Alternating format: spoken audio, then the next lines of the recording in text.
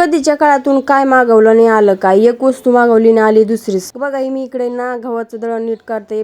First time तुम्ही मला बघत असताना गव्हाचं दळण नीट करते, कारण गावाकडून राशनचे गहू आणलेले. जास्त काही घाण नव्हती, पण दुकानच्या गव्हापेक्षा छान गहू येते, चपाती वगैरे मस्त येतात. आणि बघा फर्स्ट टाइम माझ्या नवऱ्याने माझ्यासाठी काहीतरी मागवलेलं आणि मी एवढी एक्सायटेड होते ना, एवढं मस्त वाटत होतं. म्हणलं माझ्या नवऱ्याने मला पहिल्यांदा काहीतरी मागवलं. आणि काय मागवलं, रील बनवण्यासाठी ट्रायपॉड मागवलेलं आणि आलं काय ते एक क्लीनर आलेलं. आता काय बोलायचं, ते डोक्यात आणून घेतलं मी. माझा पोरं हसत होते. पचका झाला नाही, थोड्या नाही थोडी का नाही 1000 रुपयाचा.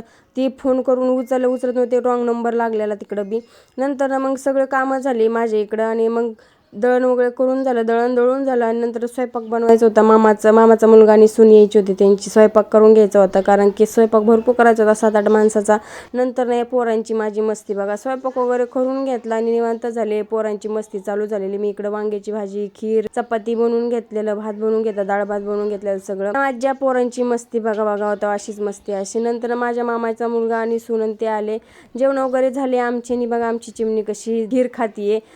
मी खायला घेतलेली, पण ती म्हणली मला खायची. नंतर मी तिला खीर चारली. आमचे जेवण वगैरे झाले आणि त्यांना निघायचं होतं, भरपूर उशीर झालेला. नंतर ते निघायला घेत. मामाच्या मुलाला राहा बोललेले, पण तो का बोला मला नाही राहायचं. मग तो निघला. मामाच्या सुनाला थांबून घेतलं, ते कारण म्हणलं बरेच दिवसानंतर आल्या. तर स्टेशन पासून भरपूर लांब आहे आमचं घर. तर तो गेला आणि पाऊस भरपूर होता, एवढा बापरे विचारूच नका. आणि मुंबईच्या ठिकाणी ना गावाकडे पडायचं तर मुंबईलाच पडतो. तर आजचा दिवस माझा असा होता. व्हिडिओ आवडल्यास लाईक शेअर सबस्क्राईब करा, बेल आयकॉनला प्रेस करा. भेटूया नवीन व्हिडिओ मध्ये. तोपर्यंत बाय बाय.